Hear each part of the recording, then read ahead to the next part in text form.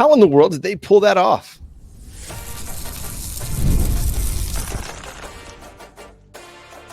You are Locked On Sooners, your daily podcast on the Oklahoma Sooners. Part of the Locked On Podcast Network, your team every day. What's up, Sooner Nation? Welcome to Locked On Sooners, and thank you for making Locked On Sooners your first listen every single day. Shout out to all the everydayers out there, especially to Josh, who I ran into at Walmart, and shout out to him. Hey, thanks for letting us know that you watched the show. Appreciate you, man. Today's episode is brought to you by FanDuel. Place your first $5 bet, and you'll get started with $200 in bonus bets guaranteed. Visit FanDuel.com to get started. I'm John Williams. That's Jay Smith. The Oklahoma Sooners, man, had a miraculous comeback in the fourth quarter, down 11 with roughly 10 minutes or so-ish to play, and found a way to come through with a big-time road win against the Auburn Tigers. John, it was pretty shocking. So I was there. I got to check out Jordan Hare,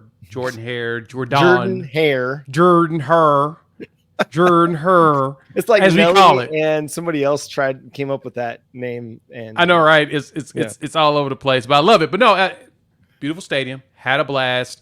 I recognize that a lot of Auburn fans had already quit on their team while we were there. Just it just was not at the capacity I thought it was going to be for us coming there for, our first SEC game. But at the same time, it may have been one of those, this is probably going to be a mid-off. We don't want to be here for this. But, hey, they had a lot of energy going into the fourth quarter, right? Like, into the fourth, like you mentioned, roughly, say we got a touchdown with Javonte Barnes at about 10 minutes left in the game. And from there, man, it was the Michael Hawkins show, right? That deep pass to JJ Hester to spark that run by Barnes for the touchdown. Man, the offense started to, as my boy Coop says, it's you can see that we're making steps forward and we're seeing progression, right? Like last week was but this week was like, okay, I think we may have something.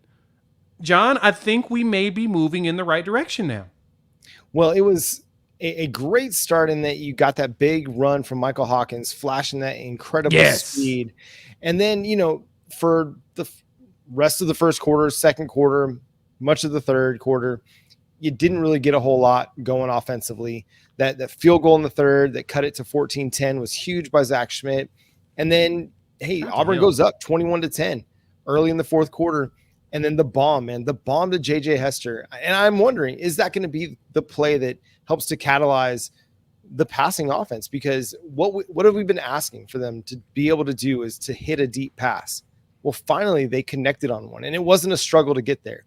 It was a max protect. It was a 7-man protection. He had 3 guys out in the route. JJ Hester just flat beat his guy. He had a nice little stem where he kind of faked that inside real quick, just a nice little stutter.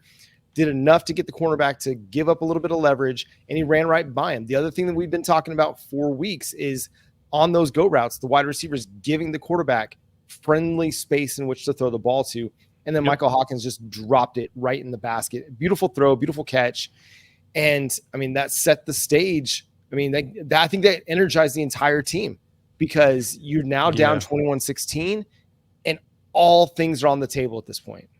Yeah, and that was one of Auburn's better corners, right? That, I think if I'm correct, that's their best corner on the defensive side. And literally when you watch the replay of it, if you haven't seen it, you can follow me, on the Xbird at Unfair Sports. I put a picture of it up. He literally just ran right past him. Mm-hmm. Like that was it. Like it was one of those where I feel like the defense didn't even think we would even take that shot. Right. And so as soon as, like you said, we had a good max protect, the pocket was perfect. Mm-hmm. Michael stepped up and just launched it, and it was like the perfect drop in the bucket to a wide receiver who's catching it over the shoulder. Not really, he's seeing where it's at. Boom! It was basically the same catch that he missed in the first game against Temple. Yeah. This time he redeemed himself, and I said it. John got to say something about it, right? I said that's what I've been wanting. Give that man another chance. He deserves it. You were like, I don't know. Have we won you over after this game? He came through, and not just that one, but the 18 or 21-yard reception on 2nd and 18 a little bit earlier. He came through when he got opportunities, and that's what it was. You heard the hype out of fall camp. You heard the buzz early in the season when you're having to put him out there on the field, and then he just wasn't producing with the opportunities given. He produced. And so, man, if this is the JJ Hester that everybody saw in fall camp, then yeah, give me more JJ Hester for sure, because you need somebody that's going to be able to make plays for you. And exactly. You've got to find somebody, and he came through when given the opportunity. I think it's a strong push in the right direction for him, for the wide receiver core. Still got to get healthy, still got to continue to improve, but that was a really, really nice step in the right direction. Yeah, and that's what we've been wanting, is to get some of the big plays, right? We tried a deep pass to Brennan Thompson, in which Brennan had the guy beat. Michael overthrew him and threw it out of bounds, unfortunately. But in this one, it was the perfect throw, land, and everything. And as you mentioned, JJ caught another pass, broke a tackle. Mm-hmm. Tough run. I think his knee was actually down, but hey, I don't know. Inconclusive. We'll go with inconclusive here. But no, it really did. But the thing was, he was fighting for yards. And that's something that we've been asking for, right? Mm-hmm. He secured the ball and he fought for yards. And so we got that. Besides that, man, like, we'll talk about Michael Hawkins even more in the next seg. But that defense, man, Hugh Freeze went out there and really stretched us. Mm-hmm. Now, he stresses just about every defense he plays, but then the game always ends up the way you want it. One of his players is going to make a mistake. He's going to get too cute and arrogant with his play calls. And being that we are all creatures of habits, he's one person that has the exact same habit at the end of every single game. Throwing the ball when you're up. It's 3rd and 4. Yeah. Why are you throwing it? That's one of those situations where why you have the RPO as part of your game plan in the 4-minute drill. And that's the negative aspect of the RPO, because Zach Alley, Kip Lewis, the linebacker core, 100% baited them into that throw. 100%. You go back and watch the broadcast, all the linebackers are blitzing, but not really. They're faux blitzing, waiting for Peyton Thorne to pull it, and then getting off their block and backing in. And Kip Lewis played that absolutely beautifully, comes up with the interception, and then dogs it all the way. Not dogs it. He hustles it all the way to the end zone and gets the 63-yard interception return for a touchdown. Again, I think the big play in the passing game, the touch, and then being able to finish it off when you get 1st and goal inside the 5, being able to finish off the drive with the touchdown, that gave everybody life, and the defense responded in a big, big way. And it was all Oklahoma from there. Yeah, it 100%. The defense did their job in the second half, like they always do. They buckled down and recognized the habits, and like you said, they baited him into that, right? It was a artificial pressure, and it made it to where instead of being able to block R. Mason Thomas because you were afraid that these linebackers were coming, he was basically able to go around that tackle, and he was getting pressure on Thorne. So Thorne was getting pressure right there to his face, and he felt it. So he had to get rid of it. It was one of those, hit the quick slant because the pressure's coming. I'm going to get sacked if I don't, right? Because he's thinking it's coming up front. So it was a masterful job by Zach Alley in dialing that up. Then he dialed up the pressure with Robert Spears-Jennings, which we love. We love seeing when RSJ runs untouched right into the back of the quarterback. Mm-hmm. Kind of sad he didn't get his typical fumble out of it, but hey, right. I like the fact that he lit him up. And then we'll talk about more on the defense later, but R. Mason Thomas, man, the law firm decided that he needed to. It's like he's the guy that shows up whenever you think a lawsuit's about to happen now, right? You're a habitual line stepper the entire time, keep pushing and pushing and pushing, and he's like, oh, they're about to sue me back. Call a law firm in. Call a law firm. Mm-hmm. And then R. Mason Thomas comes in there and gets you that sack. It's amazing how he shows up in the 4th quarter. Can we give him the same speech we give him between the 3rd and 4th pregame? I mean, I think some of it comes down to, hey, when the offense has to throw, what's going to happen? You're going to get a guy like R. Mason Thomas that can just fly off the edge. That's true. It's when they were having some success running the football. They were having some success in the RPO game. And when they had to just drop back and pass to try and get back in the game, create a drive that gets them a field goal, R. Mason Thomas came through, man. Back-to-back sacks again, forcing the turnover on downs. And that 4th down hit that he put on Peyton Thorne, it was tough and clean, and it was crazy because he gets the initial pressure. Thornton spins out of it. R. Mason just continues to hustle, gets the sack. Grayson Halton keeps contained. R. Mason is able there to clean up his own pressure, which is incredible. Just great effort on that play. We're going to talk Michael Hawkins because, listen, my man dealt in a difficult environment in his first collegiate start. Let's discuss coming up next on Locked On Sooners. Hey, NFL fans and college football fans, you can start the season with a big return on FanDuel, America's #1 sports book. And what they're doing is, when you get the hunch in the middle of the game, you can check out the latest stats, view live play-by-play, and so much more on the same page where you place your bets. Like right now, we've got Red River coming up. We don't have an official line out there yet, but hey, we know that Texas is going to be heavily favored. So we're going to keep our eyes on it. We're going to talk about it more. But the good thing is that with FanDuel, you'll get started with $200 in bonus bets guaranteed when you place your first $5 bet. All you got to do is go over to FanDuel.com and they'll get you taken care of.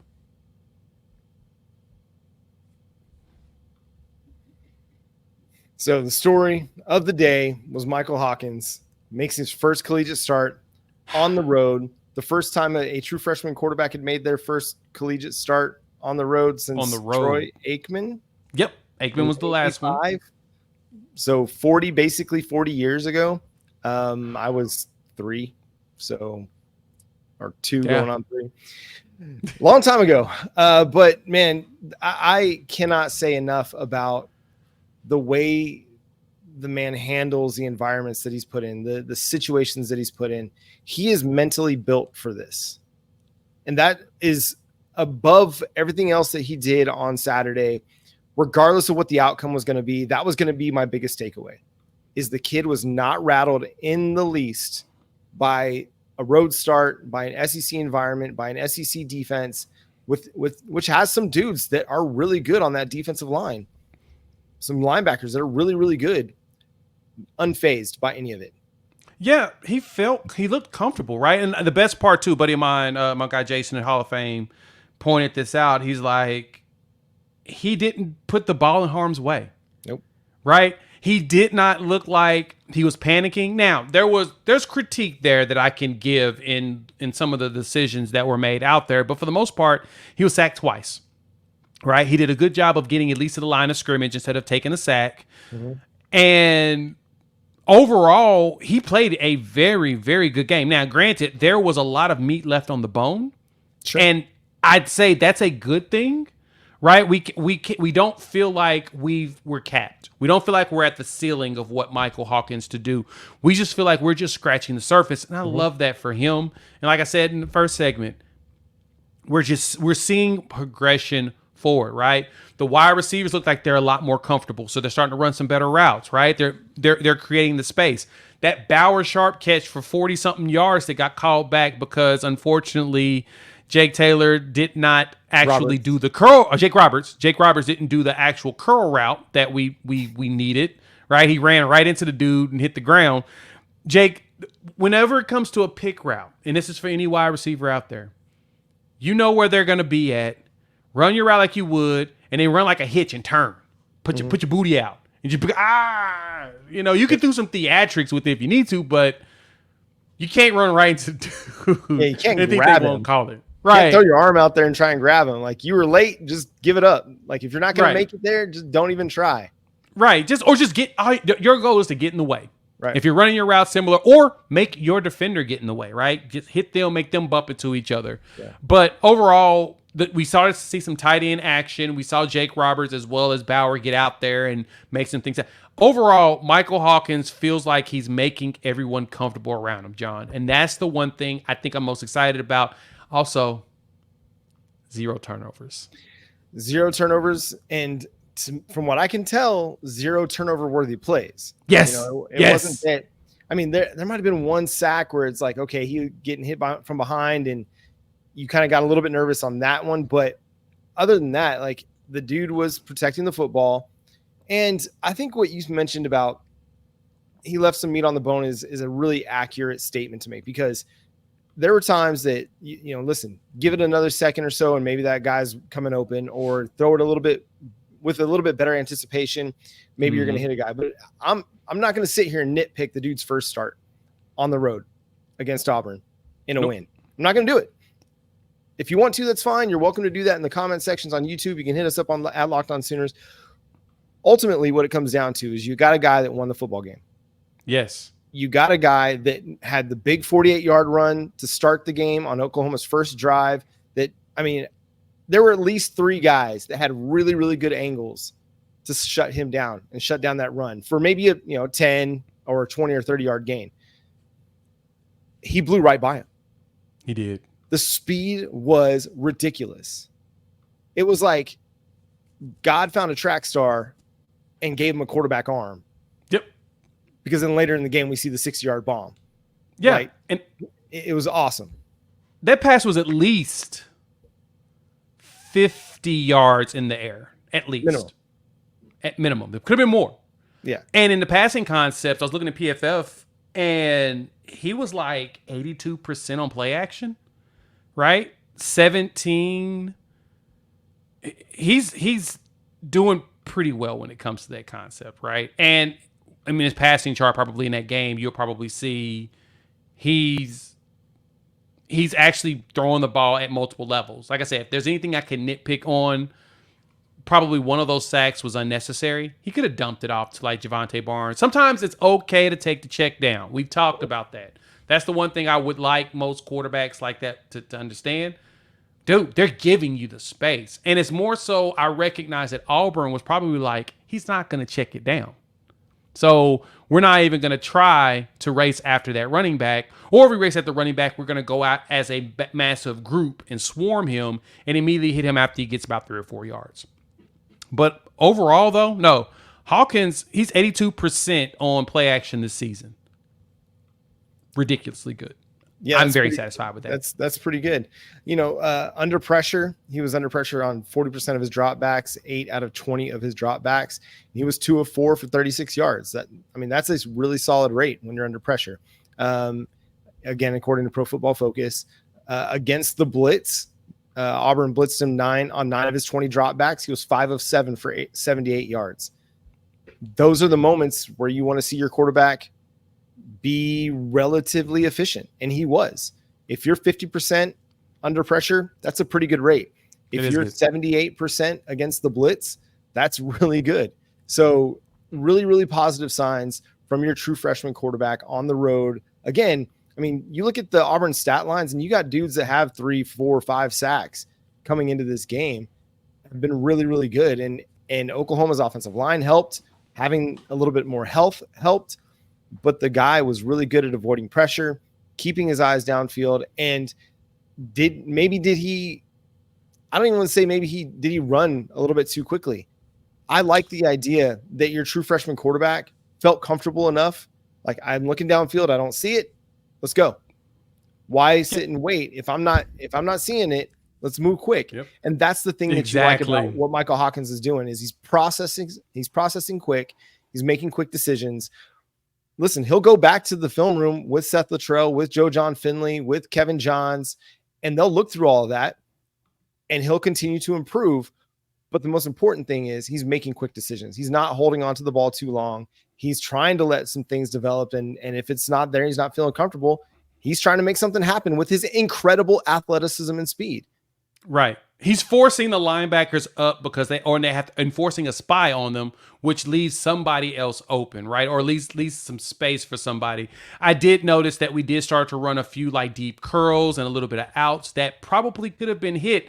And the good thing is, just as you mentioned, he'll go with the coaching staff, the offensive coordinators, the quarterback coach. They'll sit there and talk through it and be like, all right, now that you're really getting everything going, this is where your wide receivers are helping you. You got a Brennan Thompson that's at a 9-yard curl, and he's open. He's got space.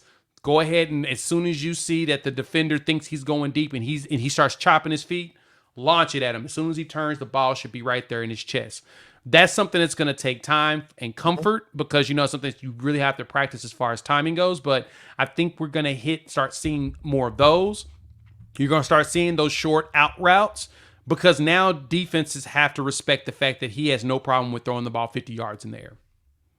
Yeah, exactly that. And the timing and the anticipation throws, that's all going to come. You get 2 weeks now. You get 2 weeks of full first team reps where you were the guy to get you ready for the Texas game. And this bye week is going to do wonders for him, for the offense, for the health of the entire team. The defense, man, stood on its head. That's a hockey term about goalies, but they played really, really well. The yardage might not say it, but they played really, really well. We're going to talk about them coming up next on Locked On Sooners.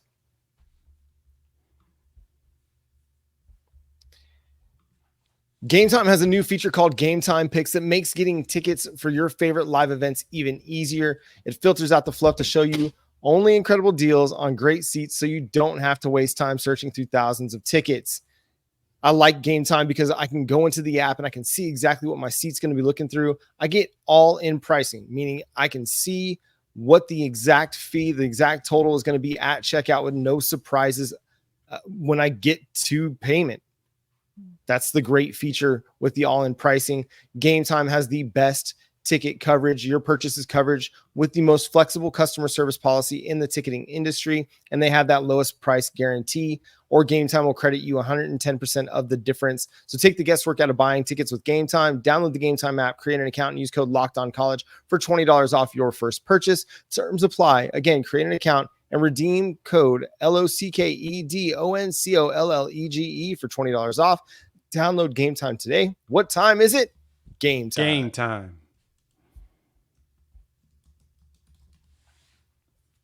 All right, Jay. The Oklahoma Sooners defense gave up a ton of yardage.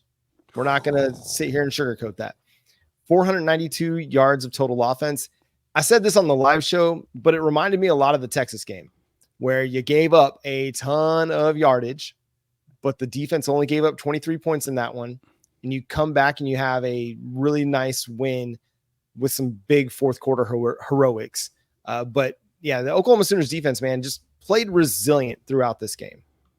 I mean, if you really look at it, Auburn gets like 400 yards all the time. The only team that they couldn't get the yards on was Cal, and that was because they kept turning the ball over, which I was hoping we'd get to that point, but, you know, things didn't work out in that capacity in the turnover world like we wanted. We got the one that mattered the most. But no, the defense, to me, did a good job of anticipating some of the bigger stuff. Right now, we did give up 2 really big plays in which our defense is very susceptible to deep and big plays, mainly because I feel like we have a little bit of too much confidence at the corner spot. Sometimes the guys think that I ain't got to really give enough too much space to this dude. I can muscle him around.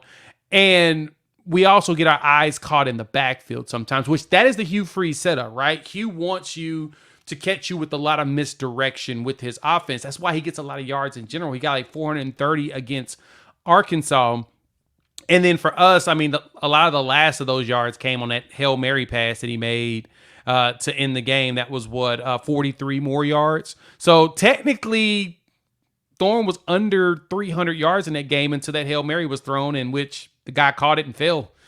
We kind of wanted that to happen. 20 yards short of the end zone. Exactly. Like the pass didn't make it anywhere near it, but he did throw 43 yards. It was a 43-yard throw and completion. So he finished, 333 in the game. So if you take away that 300, you take away that 43 yards, he's at like 290 something, right? And for us, it's not bad. I mean, it would have been better to have them under that, but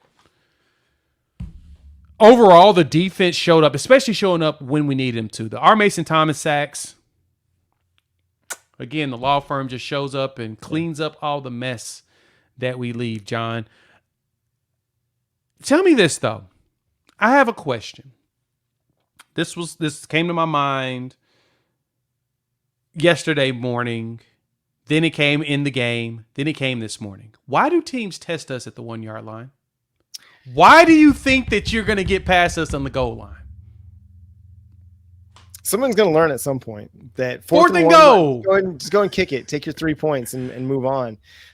Billy Bowman, man, again, another huge 4th and 1 stop at the goal line, dude.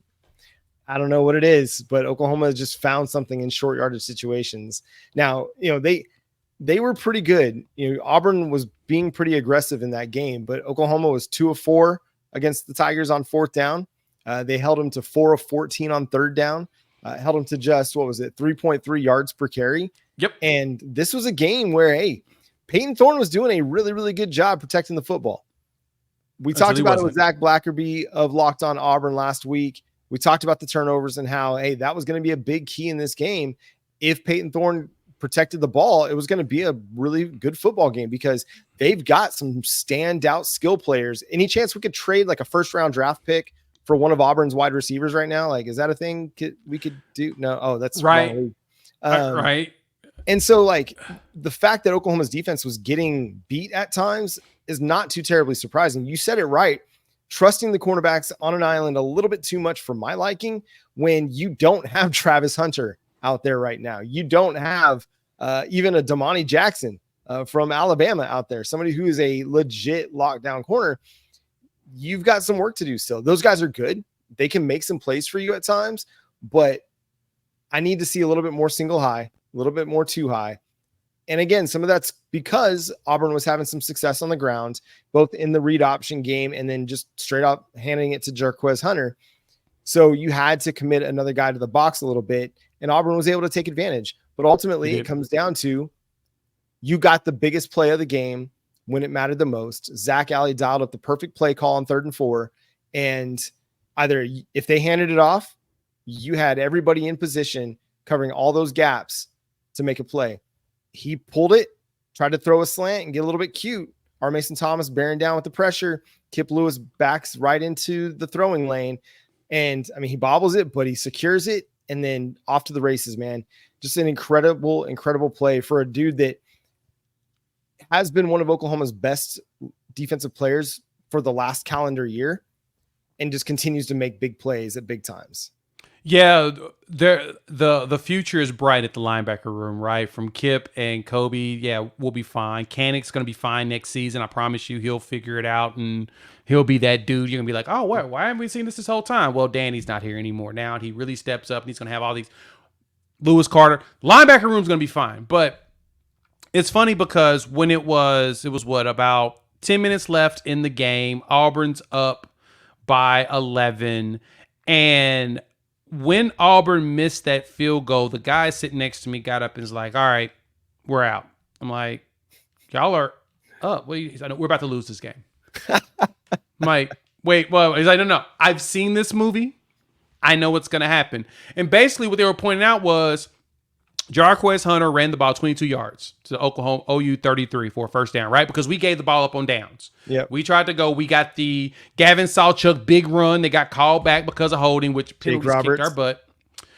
But after Jarquez Hunter ran for 22 yards, they passed the ball back to back. And they're like, we're basically helping you all. We're burning clock. Why? I was like, yeah, I don't know why Hunter's not getting handed the ball. Tried it again on 3rd down, ran it. No gain, kicked the field goal, and Towns Magoo or Magaw or whatever his name is missed the field goal again. Yeah. Magoo missed 3 field goal attempts in this game, and as a freshman, I feel so bad for the kiddo. He's a freshman and he's getting reamed. But then it led to our touchdown, and after that, they were like, "Oh yeah, this game's over. We're gonna lose. We're guaranteed to lose." I was like, "But your quarterback's doing well." I was like, "Don't worry." Our quarterback likes giving the ball to other teams, and that's when the defense got the pick 6. And I looked at the guys and I was like, my bad. Y'all right. You've seen your team more than we've seen your team. Yeah. Y'all seen this movie. But at the same time, we've kept being told about the curses of Jordan and how teams come in there and just weird things happen. I'm just like, yeah, I think Sooner Magic can beat that. And obviously it did. And the curses there ain't been helping them because with Cal, Arkansas, and now us, losing 3 games at home is not good. That is a very bad look. Shout out to the defense, though. We did it all. We got the goal line stand, which was huge, that 4th down. When it happened, I laughed. I looked at the dude and I was like, hey, man, y'all need to take these points. If y'all take these points, it'll be a lot better for y'all. He's like, nah. If you can't get 1 yard, you deserve to lose the game. And I think that's when the voodoo happened and they basically told their team that they're going to lose because we stopped them once again. Just adds to the list. Them, West Virginia, UCF, Texas. It's just the last couple of years, man, it's been beautiful watching. When it matters, we tell you no. When it doesn't matter, we just kind of like, meh. If you want to go ahead, whatever. Yeah, I mean, you might be able to get a short yardage pickup here and there, but it's not going to be very consistent. You're going to have a really, really hard time. funny Kip Lewis thing is I think there was a short yardage. It might've been a 3rd and 1, 4th and 1 at one point, but they don't easily, but they pick up the first down. It was 100% obvious that they pick up the first down by like 2 or 3 yards. And Kip Lewis runs around the pile, holding up the fourth down sign. I'm like, bro, you were standing right there. It's obviously a first down. Come on. Like, I like the that was at the 1 yard. That was at the 1 or something like that. I was cracking up. Like, come on, dog. I was like, I appreciate the effort. Hilarious. I appreciate you trying to sell that, but no, man, no. He was like, no. If the NFL doesn't work out, go to WWE because you got a great act going ahead. But really you mentioned special teams. I want to touch on that real quick too, because how huge is it? Zach Schmidt goes 2 for 2. Their kicker goes 0 for 2, gets them all again, goes 0 for 3 really. And that's 6 points, man. That's the difference in the football game. In addition to Luke Elzinga was really, really good. Once again, the man is money out there, but special teams came through huge for the Oklahoma Sooners. Didn't really get much in the way of the return game, but the kicking game was chef's kiss. Shout out to Elzinger as well as Schmidt. Yeah, we were concerned because Keltner was out. I think he had appendicitis, and so he was out for the game. And then we're like, okay, we got to go back to Zach Schmidt, and everybody knows his name because of the misses from last year. Goes into a hostile environment, hits a 39-yarder just perfectly. Like, look, everybody should be hyped at the fact that we got 2 kickers now that look like they can kick in hostile environments. But with Keltner making them at home, Schmidt making this on the road, man, he now has earned himself an opportunity to compete for the rest of the season, especially coming up with Texas and then going to Ole Miss. Yeah. He's deserved a little opportunity to compete. I mean, I imagine that he will be the kicker when it comes to Texas because, listen, Keltner probably had his surgery laparoscopically. This is me just speculating.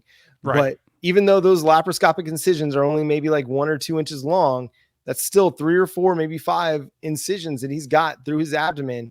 And if you've never had an abdominal strain or abdominal surgery, I'm going to tell you, your abdomen is involved in everything that you try to do in life. So 100% trying to kick a ball 40 yards or more through an upright is going to be a little bit tricky for my man, Keltner. Now, he might be the toughest SOB on the planet and can just push through that and do just fine. I'm just going to sit here and say, I'm not going to have any expectations that he's going to be back for Red River rivalry. So, but Zach Schmidt, he gave us the confidence that we need at the kicking position to know it's going to be okay. The dude came through in clutch situations. And again, special teams winning that phase, it mattered a great deal in this game. And that's going to do it for today's episode of Locked On Sooners. Thanks so much for tuning in, being a part of the show. Subscribe to the show wherever you get your podcasts. We're free and available on all podcast platforms and on YouTube. So hit that subscribe button and that notification bell over there as well. Follow Jay at Unfair Sports. Go check out his channel at Unfair Sports on YouTube. Follow me at John 9 Williams. The show is at Locked On Sooners on all the social media platforms as well. But until next time, we'll continue to break down the nuts and bolts of this game as we go through the week. It's bye week, so we got a lot of time to reflect on Sooner Magic. And we'll talk about what Oklahoma has to do during the bye week to set themselves up for Red River and for a successful second half of the season. But until next time, he's Jay Smith. I'm John Williams. We'll talk to you then. Boomer. Sooner.